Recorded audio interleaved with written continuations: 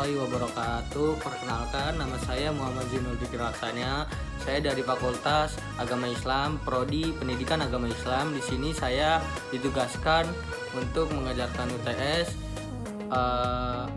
mata kuliah hadis tarbawi dengan dosen pengampu Ibu Debbie Bik Nabilatul Fauzia LCMA, yaitu tentang materi kepemimpinan perempuan menurut perspesifikan hadis.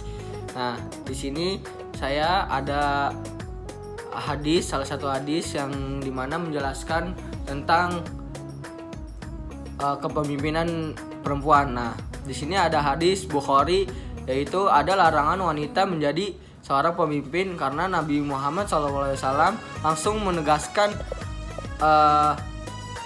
di dalam cerita Kaisar Persia yang dimana mereka mengangkat putri Raja Kaisar ini menjadi seorang pemimpin di bangsa tersebut. Nah, hadis ini diriwayatkan oleh Imam Al-Bukhari, salah satunya dalam kitab Fitan, bagian pembahasan tentang konflik atau fitnah.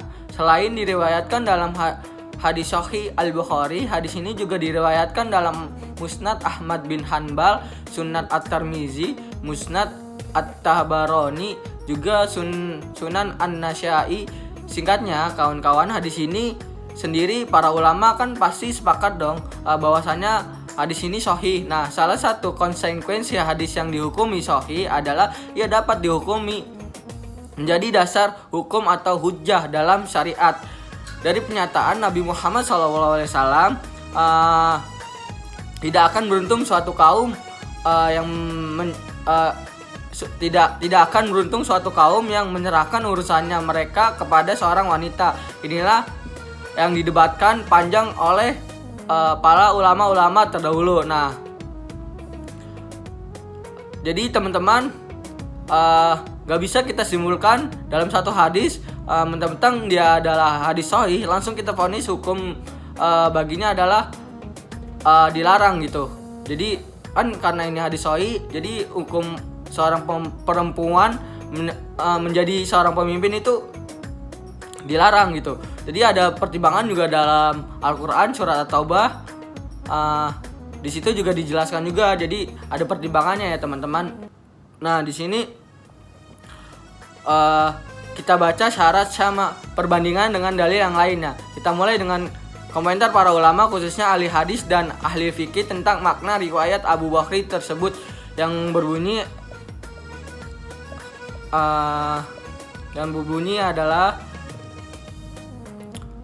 hadasana Utsmanu bin Haisami hadasana Ufwa anil Hasan an Abi Bakr qala laqad nafa'ani nafa'anillahu bikalimati sami'tuha min Rasulullah sallallahu alaihi wasallam ayyamal jamali dama kita kitsu an al-haqqu bil habil jamali faqatila ma'ahum qala lama balagu Rasulullah sallallahu alaihi wasallam an ahla farisa qad malaku alaihim bi takisra qala lan yufliha qaumun walau amratun. Nah, gitu ya. Yang dimana artinya adalah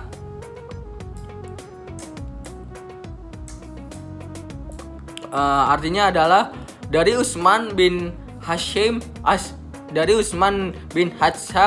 dari Auf dari Hasan dari Abi Bakr berkata, Allah memberikan manfaat kepadaku dengan sebuah kalimat yang ku dengar dari Rasulullah SAW pada hari menjelang perang Jamal.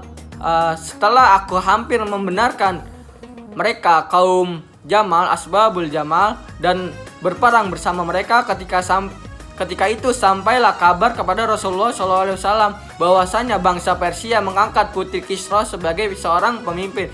Beliau bersabda, tidak akan beruntung suatu kaum yang menyerahkan urusannya mereka kepada seorang wanita. Rawahu Al-Bukhari. Nah, para muhadis sudah menyepakati kesohihannya. Salah satunya karena telah memenuhi standar Imam Al-Bukhari. Imam At-Tirmidzi juga menyebut hadis Hasan as-Sahih. Nah, asbabul wurudnya yang artinya sebab diturunkan hadis tersebut oleh Abu Bakar adalah ketika konflik politik meruncing atau konflik politik itu lagi naik-naiknya antara kubu Sayyidina Aisyah dan Sayyidina Ali bin Abi Thalib yang menjadi pemicu perang Jamal pada tahun 36 Hijriah. Nah, posisi politik Abu Bakar sendiri disebutkan tidak berpihak kepada salah satu mereka gitu, antara Sayyidina Aisyah dan Ali. Bahkan kalian tahu kan Abu Bakar siapa ya Sayyidina Aisyah, dan mendasarkan sikapnya pada pernyataan Nabi di atas, yaitu tentang larangan tidak akan beruntung suatu kaum yang menyerahkan urusannya mereka kepada seorang wanita. Nah, para syair hadis menjelaskan peristiwa apa yang menyebabkan Nabi berujur demikian. Nah, ada sedikit kisah dari negeri Kisyar. Salah satu bagian dari negeri Persia memiliki seorang raja yang terbunuh. Buah dari konflik internal kerajaan rupanya pembunuhan seorang raja adalah dari seorang anak lelakinya sendiri. Usut demi usut terjadi dalam kerajaan, dan singkat ceritanya diputuskan untuk mengangkat raja dari anak perempuan bangsa Kisra. Nah, naiklah tuh karena jadinya pembunuhan. Nah, naiklah tuh seorang pemimpin perempuan dari abangnya Kisra. Gitu ya kawan-kawan. Nah, sayangnya anak perempuan Kisra ini kurang sukses memimpin kerajaan. Banyak diskusi tentang sebabnya. Ada yang menyebut inkompetensi, ada juga yang menyebut bahwa kemunduran kerajaan itu adalah akibat Kisra menjobek surat dakwah Nabi Muhammad SAW. Maka ia kualat dengan terjadinya perpecahan dalam istana serta terpaksa anak perempuannya menjadi raja, dan doa Nabi Muhammad SAW mengenai kemunduran kerajaan pun terkabulkan. Demikian kurang lebih keterangan dari Irsyadus Sari Syarh Sahih Al-Bukhari karya Imam Al-Qashalani dan Tuhfatul Ahwazi Syar'i Sunnah At-Tirmizi karya Imam Al-Mubarakfuri. Nah, mengenai diskusi dalam Syarih Sahih Muhammad Al-Aini dalam Uddatul Qari Syarih Sahih Al-Bukhari mengutip pendapat jumhur ulama tentang istinbat hadis tersebut. Perempuan tidak dapat menjadi sebagian qadli atau hakim, meski ada pendapat minor di kalangan mazhab Malikiyah yang memperbolehkannya. Komentar serupa juga dapat ditemukan dalam Syarih Sahih Al-Bukhari lainnya seperti Irsyadus Sari karya Imam Al-Qashalani maupun Fathul Bahari karya Ibnu Hajar Al-Qashalani. Tidak boleh menjadikan qadhi dalam urusan persaksiannya dan imamah, jadi atau bisa disebut kepemimpinannya. Ia pun juga dilarang gitu. Dan mengapa mengapa para ulama berpendapat demikian? Salah satu argumen disajikan oleh Imam Al-Munawi dalam Fathul Qadir tentang hadis tersebut. Disebutkan bahwasannya suatu kaum atau golongan tidak akan sejahtera jika seorang pemimpinnya adalah seorang perempuan karena lemahnya pemikiran perempuan. Selain itu, berdasarkan keterangan Al-Munawi, perempuan adalah aurat. Mengapa aurat? Karena merupakan suatu pantangan bagi perempuan untuk menjadi pemimpin, karena pemimpin perlu banyak tampak di masyarakat gitu, harus sering berbicara, harus sering tampil gitu. Nah, lebih lanjutnya dalam Subulus Salam Syarh Bulughul Maram karya Imam Asy-Syahrani disertakan juga komentar bahwa perempuan telah ditetapkan syariat untuk menjadi pemimpin di rumahnya. Hal ini meniscayakan bahwa urusan domestik ke rumah tanggaan adalah tanggung jawab perempuan dan di sanalah dia dapat memimpin. Jadi perempuan boleh memimpin. Tuh, kalau yang di dalam Syarih Bulughul Maram, perempuan boleh memimpin di mana? Yaitu di dalam urusan rumah tangganya gitu. kayak urusan dapur, urusan masak, urusan rumah, membersihkan anak dan lain-lainnya. Nah, dengan beragam catatan di atas, sementara dapat kita simpulkan bahwa pandangan ulama klasik atau ulama terdahulu yang didominan adalah tidak tampak mengangkat perempuan sebagai pemimpin. Dalam hal ini adalah terkait persaksian qadhi serta imamah kepemimpinan pemerintahan. Nah, disebabkan muatan hadis ini, ulama kontemporer atau ulama sekarang mulai mengkaji dengan sudut pandang lainnya.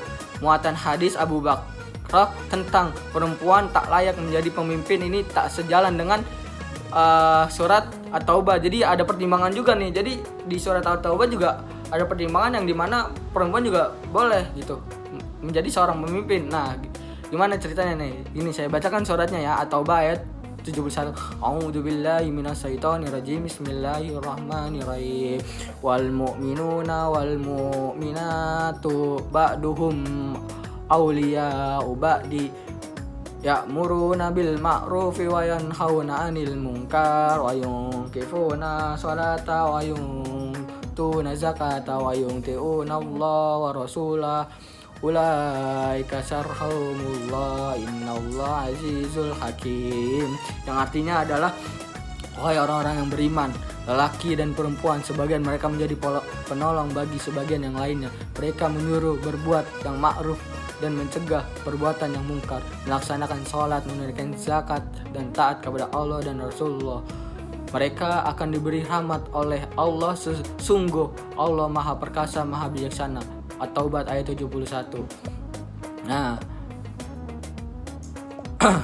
di sini kita lanjut ya tentang pendapat antara hadis dan Al-Quran. Nah, selain bertentangan dengan Al-Quran, sebagai ulama kontemporer meninjau bahwasanya khusus hadis tersebut bersifat khusus pada cerita Raja Kisra, yaitu tentang anaknya yang diangkat, anak perempuannya yang diangkat jadi seorang pemimpin. Nah, dengan demikian di lain masa perempuan tetap bisa menjadi pemimpin dengan persyaratan tidak melakukan hal-hal menjadi penyebab kemunduran negara Kisra, yaitu tidak adanya kompetensi dan kecakapan, pendekatan sesuai konteks cerita yang demikian sesuai kaidah al-ibarah bil khususi sabab la bil umulil lahfiz. Meskipun pernyataan Nabi Muhammad SAW merujuk pada perempuan secara umum, namun ia hanya dimaksudkan untuk kisah negeri Kisra. Jadi hadis yang sebelumnya tuh hanya merujuk tentang pada zaman dulu, yaitu di mana ada sebuah bangsa yang mengangkat seorang perempuan. Nah, pemahaman ini ulama berpendapat bukti sejarah bahwa banyak raja maupun pemuka agama perempuan tak terkecuali dalam sejarah peradaban Islam. Dalam Al-Quran sendiri dikisahkan tentang sebuah ratu dari negeri Sabah, yaitu Ratu Bilqis, yang digambarkan memimpin kerajaan besar dan memiliki kebijaksanaan, sebagaimana juga asbabul wurud hadis al-Bakhra tadi. Latar belakangnya adalah kepemimpinan Aisyah. Ulama hadis sepakat bahwasanya Aisyah adalah salah satu perempuan yang dimana banyak meriwayatkan hadis dan pendapatnya dirujuk juga banyak dari kaum pria, meski di masa selanjutnya secara jumlah pemimpinan atau pemuka agama perempuan sangat minoritas gitu. Sekali dibandingkan penguasa ulama atau intelektual pria, sejarah tersebut menunjukkan perempuan boleh ya dan mampu menjadikan dan menjadi perempuan baik itu dalam hal agama maupun pemerintah. Nah, jadi boleh gitu kalau perempuan menjadi seorang pemimpin. Kan di At-Taubah kan itu arma'atu bukan armah. Almar'atul mu'minatun bukan arma'atu doang.